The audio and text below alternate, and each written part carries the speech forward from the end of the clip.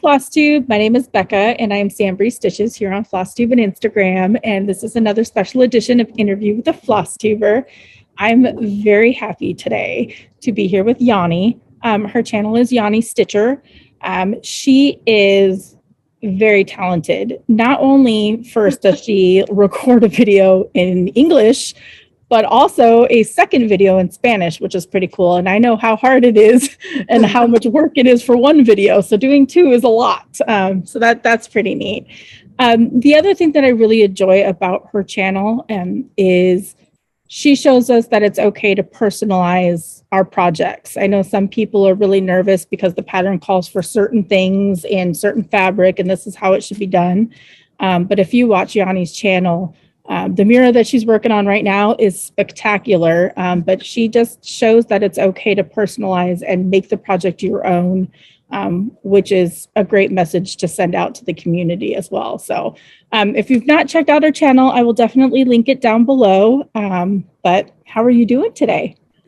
Thank you. So happy to be here with you and, talking about cross stitch, which is something that I love so much.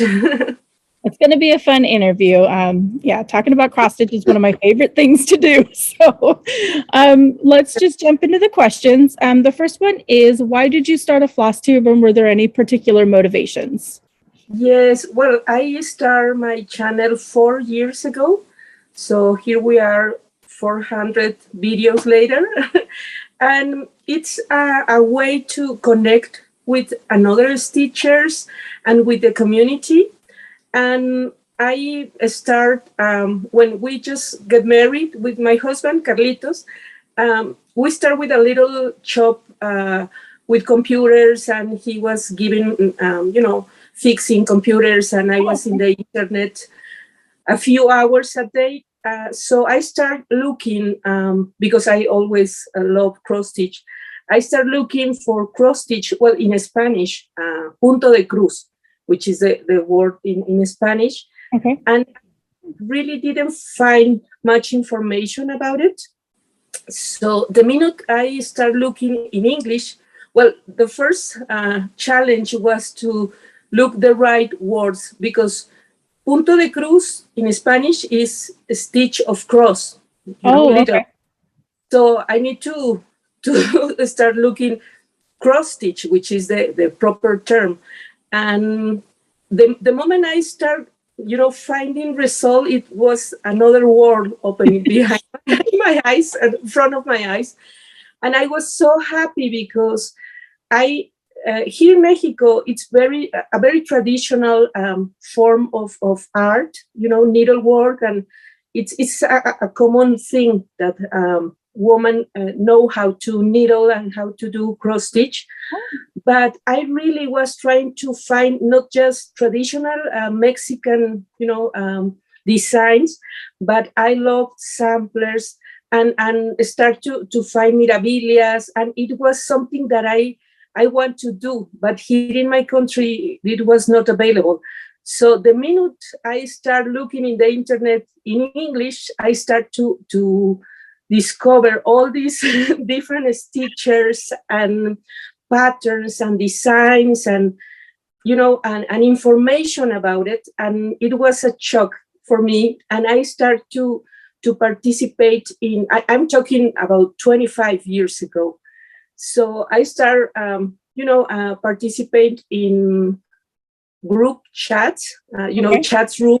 Yep. From needle stores that start to having these chats online, and little groups where you can talk to another stitchers, but mainly in English. So I start to make connection with stitcher friends, and then it slowly we evolved to groups and chats, Yuku groups, and then Yahoo groups, and then Facebook and everything, that bloggers. And I try to participate in everything.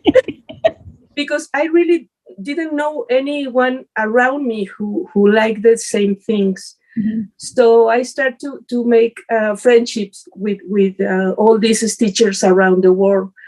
So, and I stopped stitching about 6-7 years. My kids were still young, and I was at my job, really busy. But then when I came back, YouTube was the thing that most stitchers do. So immediately I start to recognize my old stitchy friends, and I really want to participate in that way. So that's why I start my channel in English.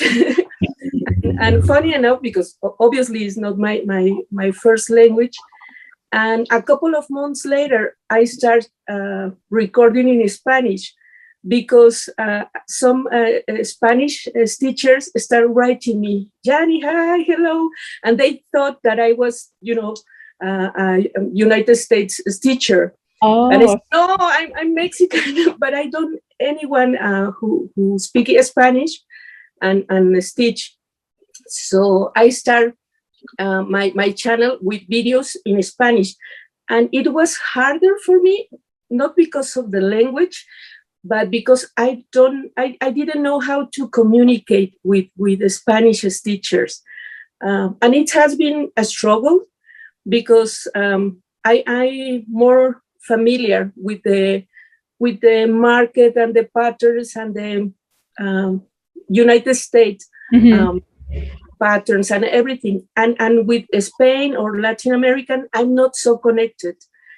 And it has been a struggle since, because it's difficult to communicate. And that's why I make 2 videos, because I talk about some things in English and I talk about some other things in Spanish. Even though I show, the same fully finished objects, or my whips, or how I dye my fabric, it's always a different approach.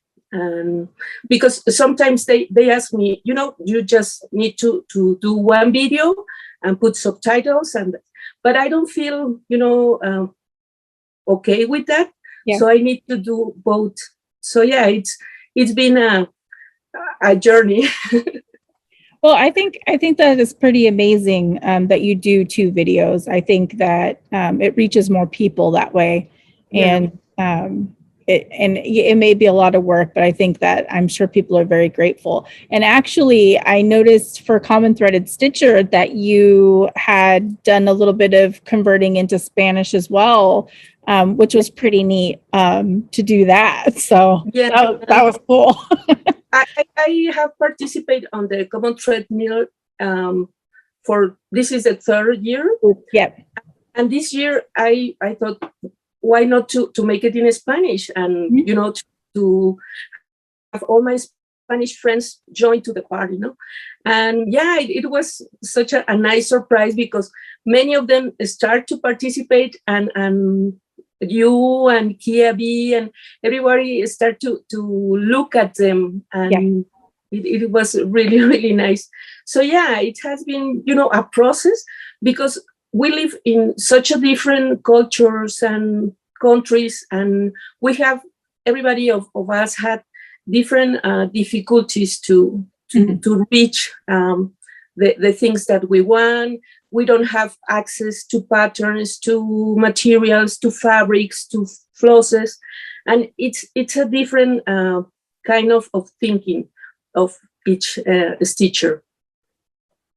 Well, you opened up the world, like both worlds, just doing the Common Threaded Stitcher, which was pretty neat. So yeah, you did bring awareness to all of us that there's a bigger community out there of stitchers, which is even amazing. I love it. So. Yeah, and it's funny, at least for me, it's very interesting, because as I say, I found difficult to identify with one community, right? But at the same time, I start to discover my own point of view, and perhaps I'm not just a stitcher from Mexico. I'm a creative person and try to adapt the things that I have in reach and that I can do, and perhaps I can teach something, and having that freedom of thinking and of being creative, and that's the nice part of all of this. Love it. Yep, love it.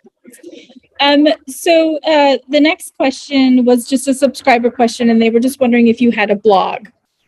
Yeah. Again, I I'm really jealous always. I want to do what other people are doing. And I start my blog on 2005 or 2006.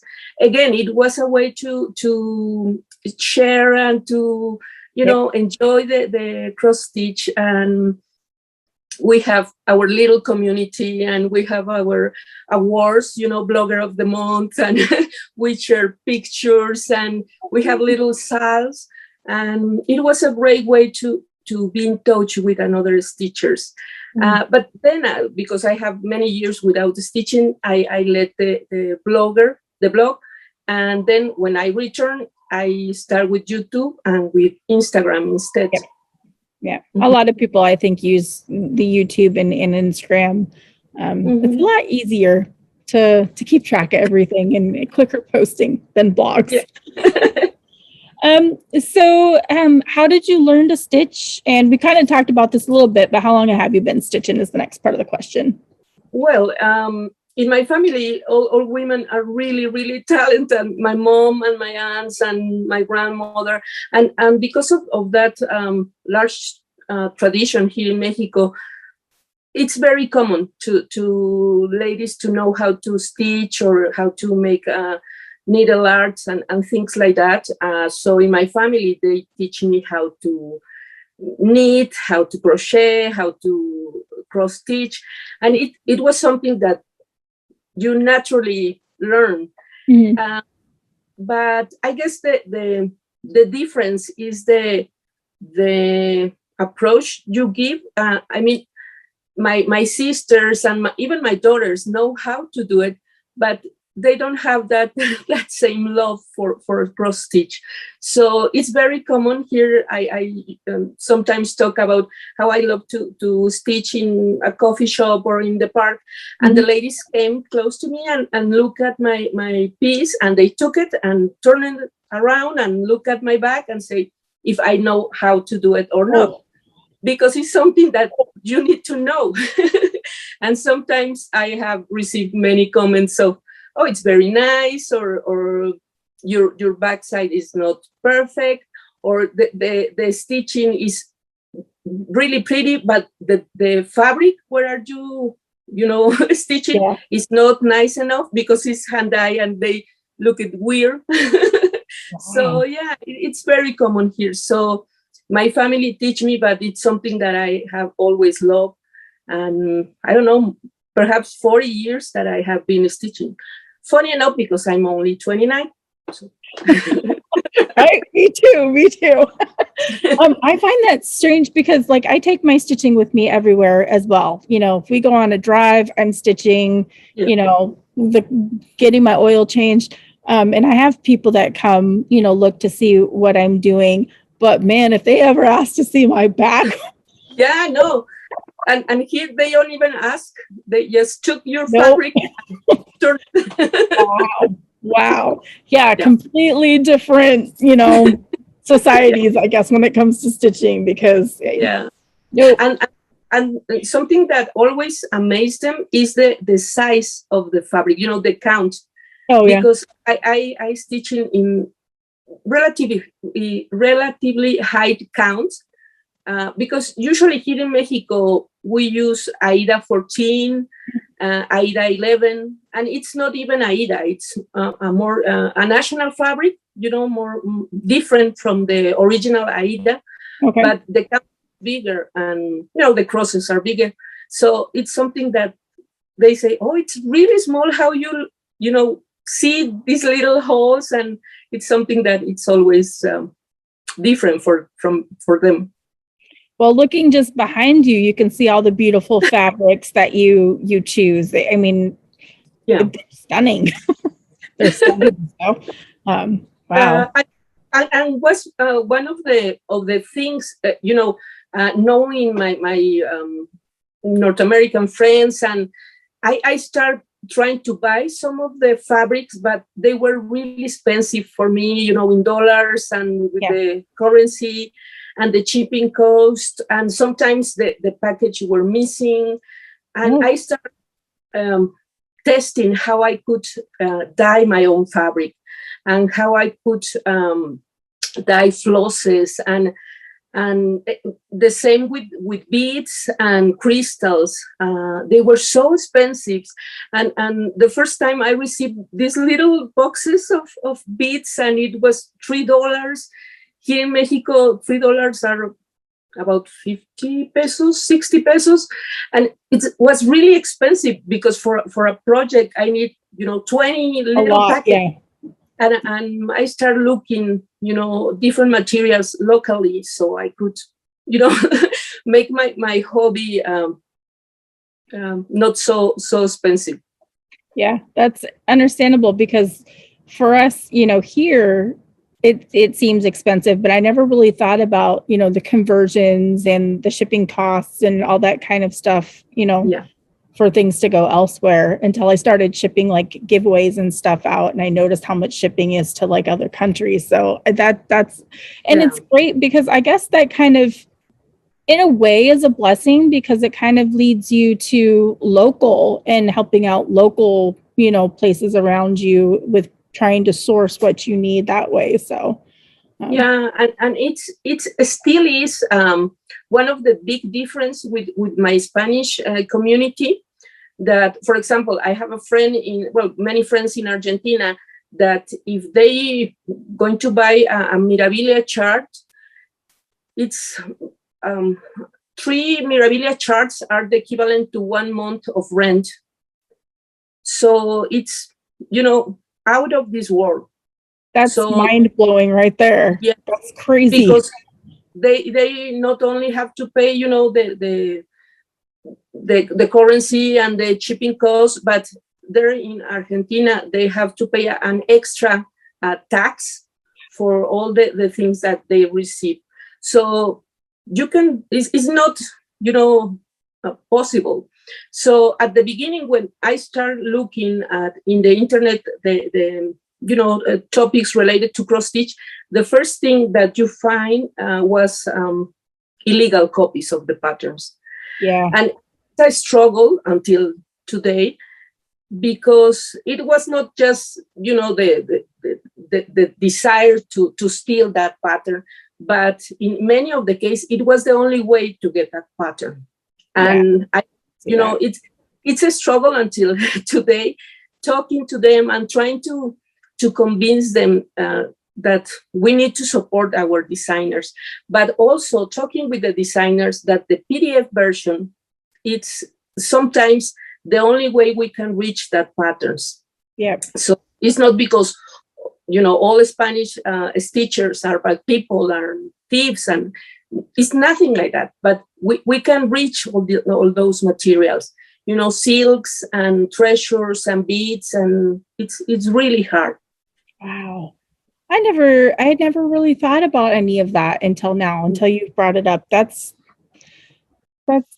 3 miras is the equivalent to rent. That's crazy. Wow. Yeah. And I always try to send things, but sometimes they ask me not to send them anything because they have to pay, the extra tax, and it's really hard. But yeah, we find ways, and right now there are more PDF charts that are available, and we can have it, because even though we don't speak the same language, we have the same urge to get the pattern immediately. Yep. And when it's released, we want to have it. And for example, the Little World Market in March, and now this last month, they have, they make the releases, and they wait 1 or 2 months until they release it in PDF. So we have to wait the 2 months, but it's okay. We know eventually we're going to buy those patterns.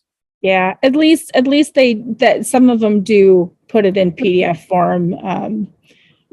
Things work a little differently here, where I think they try to give the needle workshops a little bit of a head start, I guess, so that we can support the needle workshops, and then it goes to their PDFs. But wow, you have opened up a whole new world for me, and I'm sure everybody else that's watching as well. It's different. That's why I like to make videos, from different topics in English and in Spanish, because the problematic is different. And right now, I remember when I started buying my Mirabilia patterns, and I received those great envelopes, and I was so in love.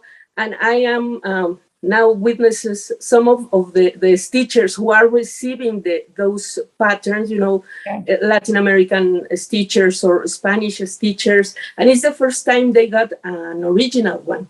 And looking at the exciting, it's like, oh. Yeah, it's really exciting to get an original pattern, and not like one that's passed on to you or whatever. That's awesome. At least things are improving. I guess things are becoming a little bit more accessible. Through the years, I guess. And at the same time with patterns, that's why I try to be. It's not just that I want to be creative and change materials and change color, because it's the materials that we have, locally. So if we can get a hand-dyed fabric or those linens from all those stores, or silks or materials like that, we can turn to our local needle shop and trying to find substitutions and trying to play with materials that we can get, because again, here in our countries we have that large tradition. So perhaps you can find that linen 56, because here we don't have access to that. But I start looking cotton fabric that are very traditional here, to make dresses. Oh, yeah. And I can count the flosses in the fabric, I can stitch on it. So I start looking fabric that I can stitch on. Oh. And if it's cotton, I can dye it and it looks great. And right now, I know we have there is a big problem with AliExpress kits and patterns and all of that, but they sell flosses that are made of polyester. Is not cotton, but they are a great option and really cheap.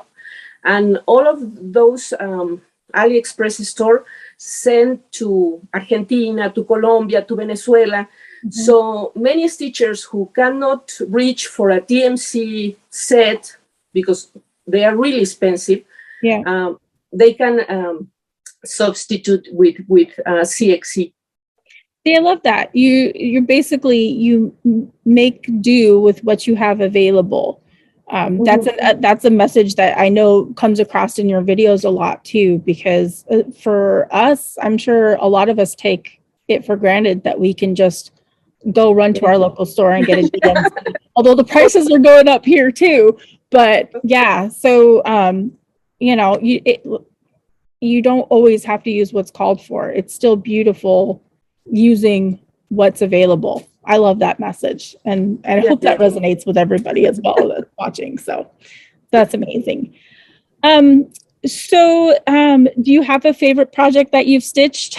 I'm sure that's hard because you have so many beautiful. I always said that my latest project is my favorite one because I love all of them. Yeah. But I'm when I finish a project, it's done and it brings me a lot of joy, but it's done and I move to the next one. So all the project that I'm stitching is my favorite one because it's the one who is bringing me joy in this moment. So that makes sense. I always enjoy, and I have more than 100 whips, so I'm full of joy. But that is good.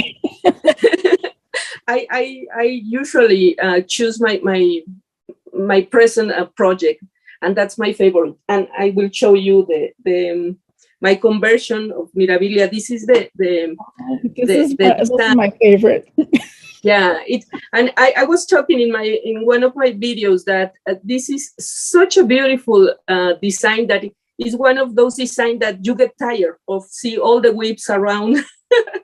And again, with Botanical Garden, which is the new Mirabilia, we're going to see a lot of whip pictures, but this one was released last year, and I totally fell in love.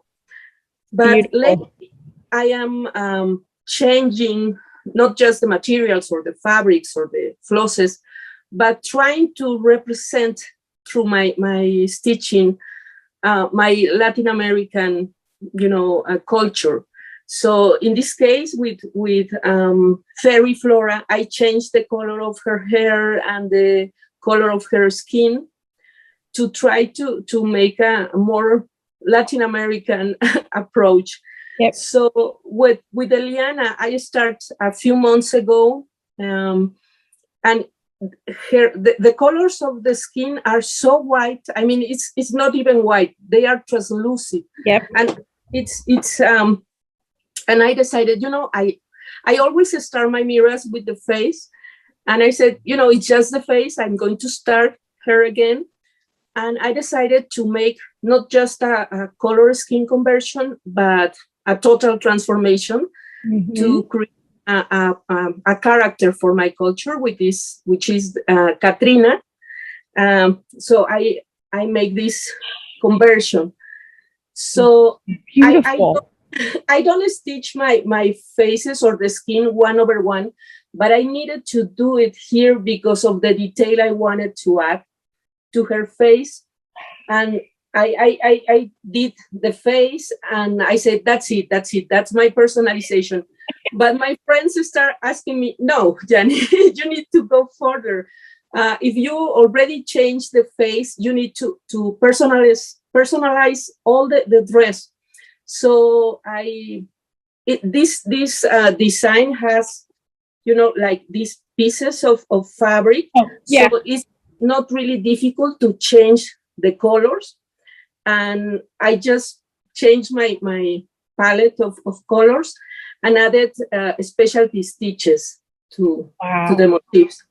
So yeah, and I start to play again here. Beads. I have a lot of crystals and beads that I get locally. So yeah, and I try to create a veil, and playing with the design. She's stunning. She's just absolutely stunning. Yeah, so it's my favorite project because what she represents, and because I'm working with her right now, and it's some of the things that I learned through the years. As I was saying to you at the beginning, I feel strange speaking in English, and I feel strange talking in Spanish because I didn't know exactly where I belong. So slowly I start to embrace my uniqueness, my way of being, and try to project that you can do whatever you want to do as long as you enjoyed it.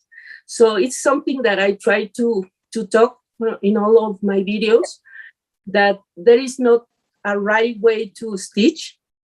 At the beginning, I talked with my Spanish stitchy friends about there is no cross-stitch police, and they were really amused by that. And I said, no, really, you can do whatever you want. I mean, for example, this is a Lugana 32, and I'm stitching with one thread. So usually you need to stitch Lugana 32 with two. Wow. But it's not great coverage. Yeah, and it's not what you need to do, or it's not what you have to do. Experiment and try to enjoy the process. So I always try to talk about that. Use the materials that you have in hand. Perhaps sometimes I wish I could have all the hands across the sea, beautiful patterns and silks and linens, and it's something, amazing. But instead of that, I'm stitching those sampler with polyester floss from China in a Mexican fabric that I dyed, and creating something unique. And beautiful. Yep. Yeah. I love that message. I love that so much. So what do you enjoy most about stitching? Um, I guess the relaxed time that I have, I'm an accountant, so I usually work in very, stressful environments at the office, and I love that. It's my job, and I really enjoy that. But I love express the artistic part of me through my stitching. So it's the freedom, it's the relaxing time, it's the rhythm that you have when you are stitching, like meditation state. So I really love it. And my kids are all grown up, so they know their mommy have to to stitch, and yeah, it's really, really nice, and it's something that I enjoy so much because of this. Nice. Yep. I'm the same way. Stitching just helps me relax and kind of focus and take my mind of what's going on in the world, basically. And then it turns into this beautiful piece that you can show off, on the wall. Yeah. Yeah. It's an amazing, amazing hobby. We're going to kind of get out of Stitchy Talk a little bit and learn some more about you. And the next question is, what's your favorite genre of book or movie? I was thinking about this, and movie, well, books, I think romance. I'm a dreamer. I like that kind of topics, most in books, because you can imagine, the characters and the situation and that. And for movies, I usually like more dramas. I like to watch an actor and the ability that they have to show emotions and make you feel things through their faces and their bodies. And I love dramas because I can really appreciate that kind of feeling and that kind of craft of the actors. And about music, I'm not a very musical person. I guess I'm more visual. So I have really eclectic taste. I enjoy my kids' playlists and my husband, and they have really good taste. So if they put me in their playlist, I will listen. But no, I'm not really a musical person. Do you typically, like when you stitch, do you typically watch Flosstube then, or do you, or like audiobooks? A movie or something like that. I like to be watching something. Yeah. I like to have something playing. Like I usually have Flosstube or something on my iPad so that it, I'm stitching and listening and stuff. Yeah. Or I like to I remember the first videos that I recall Stitch with Me. I was really afraid because the first videos that I record in English, I put the cell phone in front of me and I try to manipulate the words that I was saying so they can understand me. But if I was going to record a Stitch with Me, I was only stitching. So I was a little afraid about that. And also I was afraid because I said, it's going to be really boring. I mean, I was going to be stitching, and one of my kids told me, my mom, they record videos about anything. They record videos about people studying or people sleeping, and they have a lot of views. Yeah. So if you're stitching, I'm sure they're going to watch you. And again, it's a process. It's an evolution. I start recording my Stitch with Me with a frame, because I want to be like, a North American stitcher with those frame and those hoop, and I not even use those. So I started slowly to remove the hoops. But yeah, at the beginning, my first Stitch with Me, I have the hoop, a Q-snap, because I watched that everybody had a Q-snap at least. So I said, I need to put my stitching in one. Yeah. But no. And surprisingly, there's a lot of in-hand stitchers. I don't really see many doing Stitch with Me's in hand, which does make sense for wanting a Q-snap or frame. But yeah, I haven't done very much Stitch with Me, so I might have to do something like that. So do you have a fictional place that you'd most like to go to? I was thinking about that, and I'm not really. I really enjoy the show Friends. So perhaps Central you know, Perk. with them, I'm such a Monica. So yeah, perhaps Friends. Friends is one of my favorite shows. Growing up, I had a group of friends in high school where we were the friends group. So that's Yeah. cool. I'd love to go to like the set or the time of when they're they're at the coffee shop. That'd be awesome. Yeah. So if you could choose to do anything for a day, what would it be? I don't know. Perhaps I have my stitchy time, so my wish is granted every day. So perhaps Nice. visit international retreat. That will be great. Yeah. You know, to know. And I have again that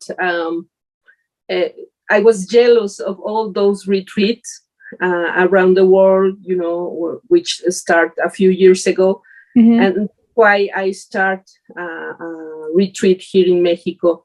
Oh, yeah, again because I'm terrible. I'm very jealous person, and it was the first year of StitchCon, and the retreat that McKenna did also.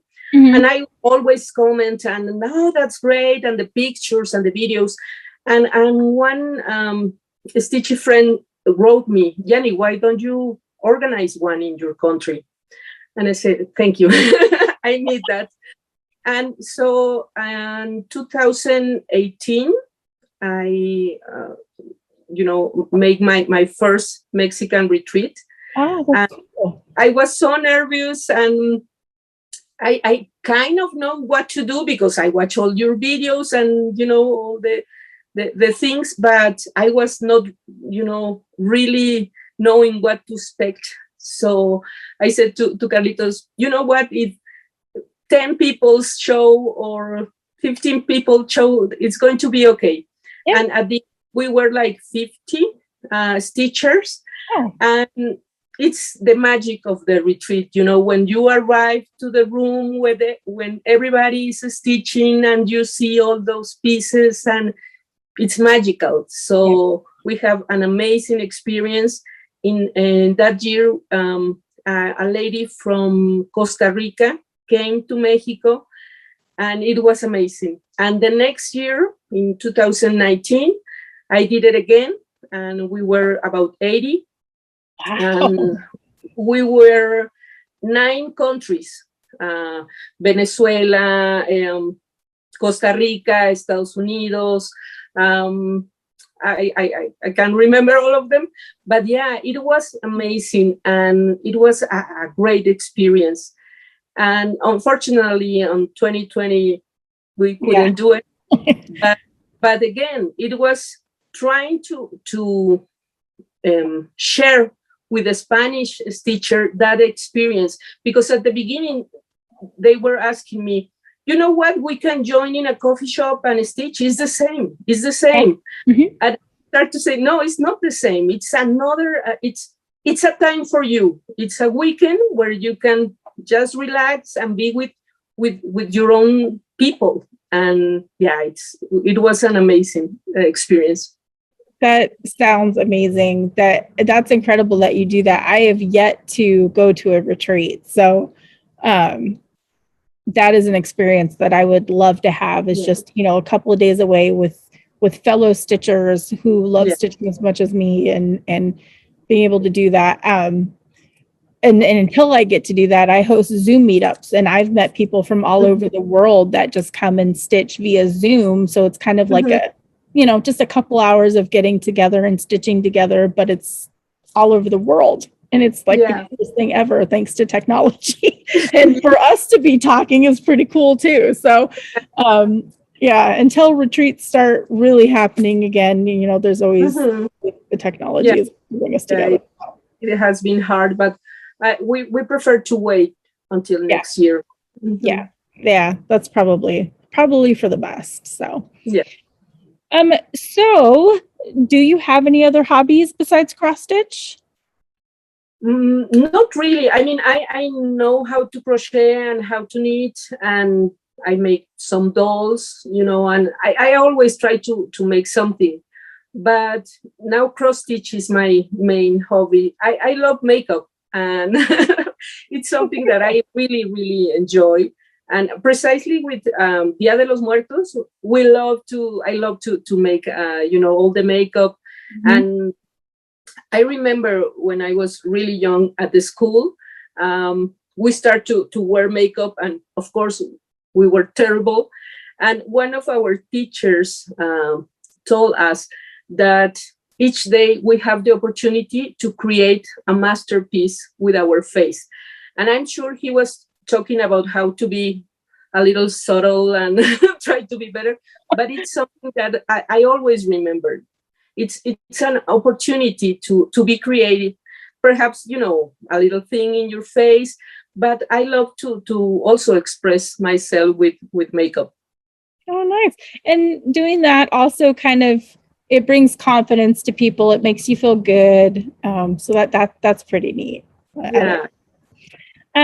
This is one of my favorite questions that I ask. And this is, how would your friends describe you? Oh my God. I'm not really a social person. I don't know. I have I don't know. Perhaps it's a common factor in the stitchers. We are more reserved, not so social. I don't know, perhaps. But yeah, I was asking to my friends, and usually they describe me as creative and disciplined, because sometimes I am very strict. And it's funny because when I start recording my videos in Spanish, I was really nervous and I talk really slow and trying to find my my way to speak. Yeah. And everybody was commenting, "Oh, you're so sweet, and your voice is so sweet," and everything. And my kids were so mad, and they start, if they know you, how you really are, you are really strict and you're really, tough. But yeah, I guess I'm creative and tough. Very, very good traits to have, I suppose. Creative and tough. I love it. So we kind of talked about this a little bit, but this is, how do you prefer to stitch? I know you mentioned mostly in hand, and do you have like a preferred fabric count that you kind of lean towards? Yeah, I prefer to stitch in hand with the sewing method, and was something that I learned how it was called because I just did it. Yeah.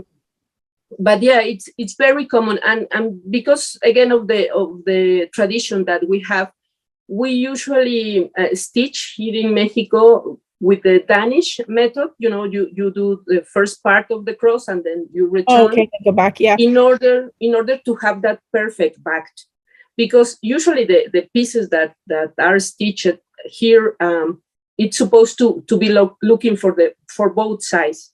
So it's something that I learned to do. So I usually stitch like that, not with a perfect back, but I stitch in hand.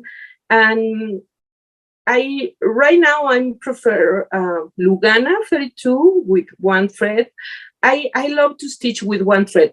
I love the way my crosses look instead of stitching with two. So I could be stitching in Lugana 32 or lean on 36 and just with one thread.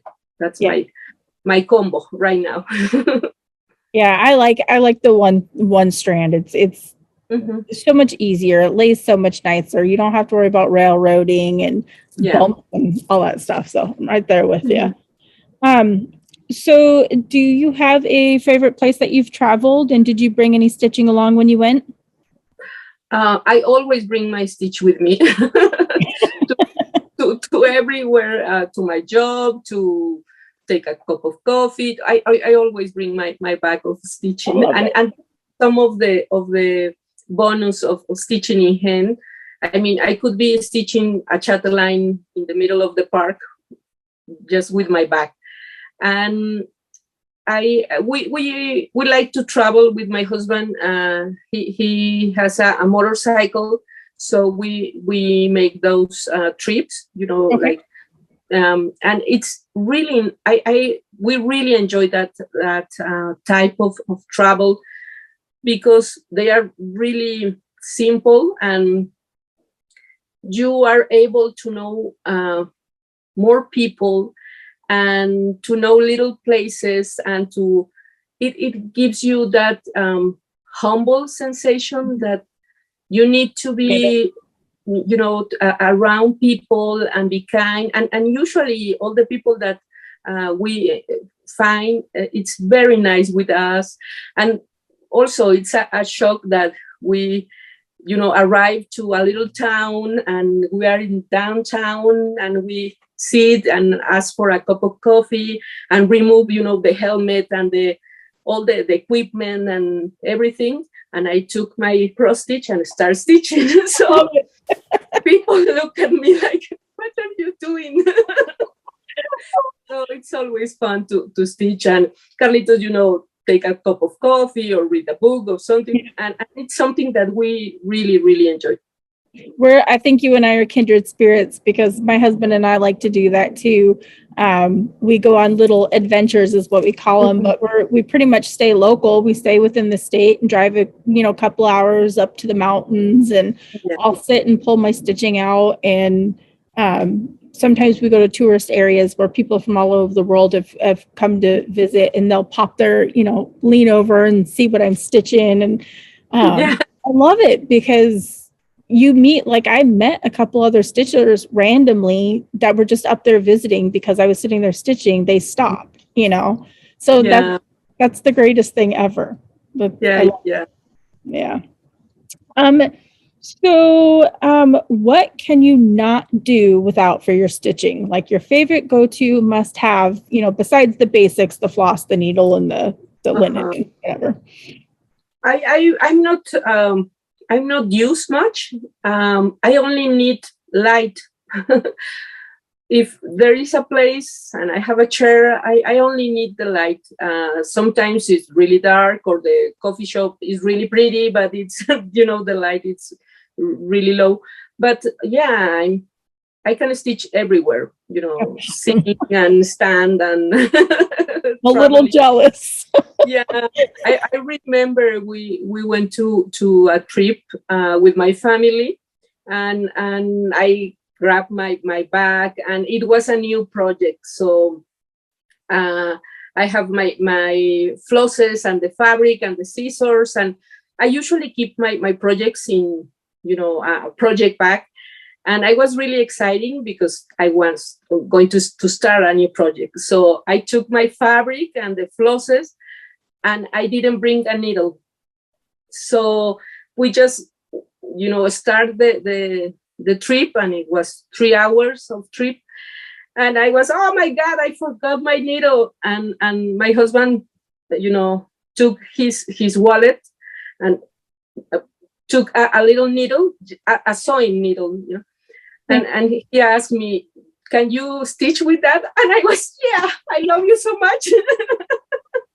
Best husband ever right there. Yeah, and I start my project with a sewing needle that he got. It works as long as you don't poke your finger. Yeah.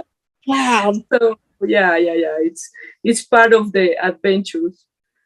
That's amazing. So how do you decide on what you're going to work on next for your projects? Since you have a lot of wit, so how do you decide on what you're going to work on? I don't have any plan or any, in advance. I didn't program anything, because I'm really picky in that way. I really don't participate on sales, because I don't like to be told what I have to do. I really appreciate my friends and all the projects, and when everybody is stitching the same project, and that friendship and that spirit, but I cannot do it. So I just stitch what I want, and it's very, very like that. Right now, I'm stitching on my mirrors. I have since last year my sampler fever, and I start because again I watch everybody was stitching samplers. I need to be stitching samplers. Gotta do it too. Yeah, Jenny, the jealous one. So I to be stitching samplers, and I start because I decided that I have to have a wall with samplers. You know, like the famous wall of samplers. I did that too. Yeah. So I started stitching samplers, and I finished, I don't know, 15, 20 samplers. But then from one day to another, I decided to start Mirabilias again. And I according to the way I feel, I stitch. It's going to start sampler September, and I have a bunch of beautiful samplers. Perhaps I could continue stitching on one of them or start a new one. I don't know. I don't get stressed about it. I just enjoy the ride and trying to overcome the guilt, of having so many projects. But again, it's what brings me joy. And I love to surround myself with those pieces because it was made me happy about the hobby. Yeah. But your background is just stunning. I can only imagine. I'm actually curious, since we've been talking about like the cost of things, where you live and everything. So for framing, do you get framing done, or do you do your own framing? Because clearly you have a lot that is framed. So it's really expensive here. So yeah. I do my framing. For example, this one I got a really cheap frame. It was bigger, and Carlitos cut it and adjust to the size of the piece. But it's really a cheap, plasticky frame. Doesn't even look like it. That's crazy. And I don't like my pieces with crystal, because I like to see them. And many of my stitchy friends ask me, no, but they are going to, get damaged. And I said, I just, dust the something. And I like without crystal. So it's easy for me to frame by myself.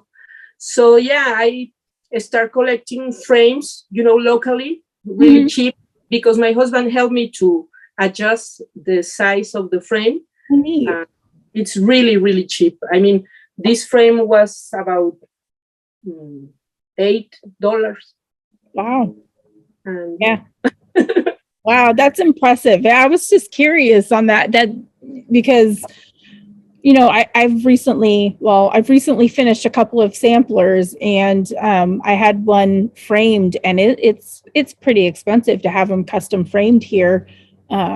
And I'm like, do I think I could do it myself? I could do the smaller ones, but the bigger ones, I don't know. So that's why I was curious if you did, your framing. And wow. Yeah, I did my framing more recently because I'm finished so many things. Yeah, I'm right there with you.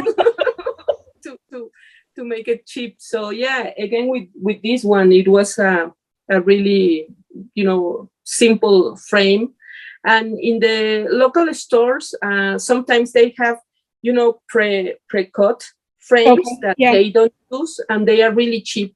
And I don't care about the size, because once I finish my piece, I can adjust the size. Yeah. Wow. That's really cool. Well, that makes you even more creative and impressive. Custom framing right there at Yanni's house. That's so cool.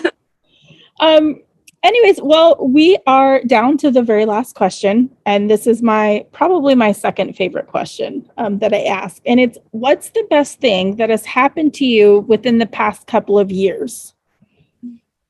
Well, it has been difficult time. I asked this. Yeah, and I was thinking, what is the best? And I have been having a lot of challenging times. I recently changed my job. I have been working for 20 years in my job. So starting again, finding new opportunities, and it's not always easy and it's a struggle, but at the same time start to realize that thankfully I have that opportunity, and I have the support of my family, and I have the strength to keep, improve myself and try to be a valuable person in the society and the community. And it has taught me that, to be brave, and also to be more free, and I always try to think what other people will think and what is going to happen, and trying to be free and to think for yourself and what makes you happy. So yeah, it has been difficult times, but at the same time bringing so much joy and new things, and it's another opportunity. I love that. Yeah, I love asking this question because obviously the past couple of years have been difficult for everybody, which makes us, all connected. And just to think of something bright and cheerful that has happened through this whole thing. I love ending these interviews on that. And what comes through in your videos that I didn't say in the opening was you are always so cheerful in your videos, and you're always either you're smiling or you laugh, and that comes through as what you just talked about, what you want people to see, you as a person, and that comes through in your videos. So you kind of resonate joy through that, just with smiling and laughing, and then showing us your beautiful projects, and letting us know that it's okay to personalize. You just have a very well made channel, I guess is the best thing. So thank you so much for taking time out of your day to do this. I was so excited when we started talking, and that we could make this happen. This was an incredible time to get to talk with you and learn more about you. And I think everybody is going to really enjoy this interview. So thank you so much for that. No, thank you for having me. And it's always so nice to talk about cross stitch, and with with you especially. It has been a joy this moment.